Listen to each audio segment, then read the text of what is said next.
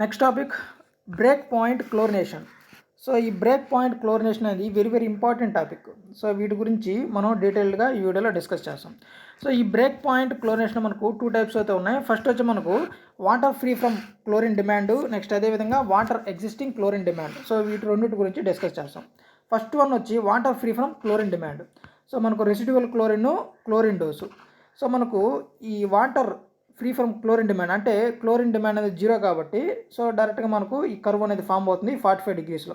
So ఈ 45 డిగ్రీస్లో ఎందుకు form అయిందో నెక్స్ట్ ఇది మనకు ఎగ్జిస్టింగ్ క్లోరిన్ డిమాండ్లో ఆ గ్రాఫ్ గురించి డీటెయిల్డ్గా డిస్కస్ చేద్దాం.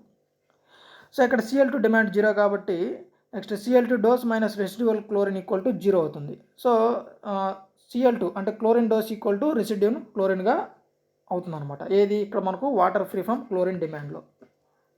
నెక్స్ట్ సెకండ్ వన్ వచ్చి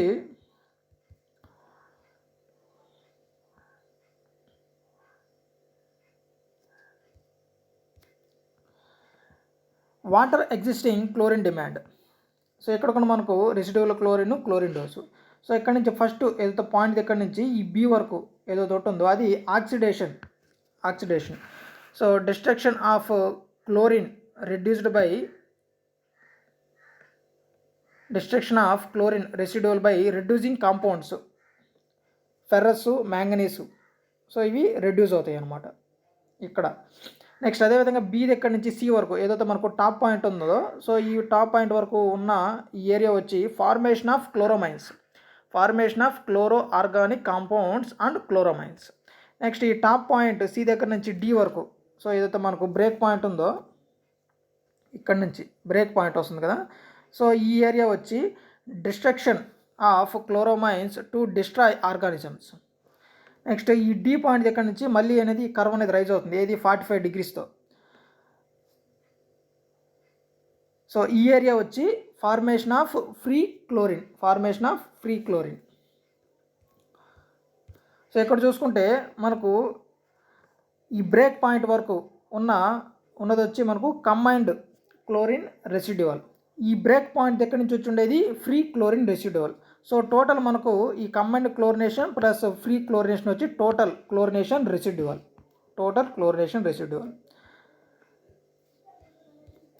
so Cl2 demand equal to break point chlorine dose. Next combined chlorine residual equal to residual at break point. So combined chlorine residual equal to so ఈ break point వరకు ఉన్న residual at break point. Next అదేవిధంగా free chlorine residual equal to chlorine dose minus break point chlorine dose. Free chlorine residual equal to chlorine dose minus break point chlorine dose. Next ఫైనల్గా వచ్చి total chlorine residual equal to combined Cl2 chlorine residual plus free chlorine residual. So ఏదైతే total మనకు ఈ total chlorine residual ఏదైతే ఉంటుందో అది combined residual plus free chlorine residual. So ఇది మనకు టోటల్ బ్రేక్ పాయింట్ క్లోరినేషన్ గురించి. సో ఈ బ్రేక్ పాయింట్ క్లోరినేషన్ అంటే ఏం లేదు, సింపుల్గా చెప్పాలంటే break point chlorination gives an idea of chlorine to be added to water so as to ensure the desired amount of residual chlorine. So ఏదైతే మనకు chlorine అనేది ఆ వాటర్కి యాడ్ చేస్తాం కదా, సో ఎంత ఆ వాటర్కి యాడ్ చేయాలనేది ఒక ఐడియా అనేది జస్ట్ ఒక సింపుల్ ఐడియా ఎంతవరకు ఆ క్లోరిన్ని ఆ వాటర్కి యాడ్ చేయాలనేది, ఎంత అమౌంట్ ఆఫ్ క్లోరిన్ని యాడ్ చేయాలనేది.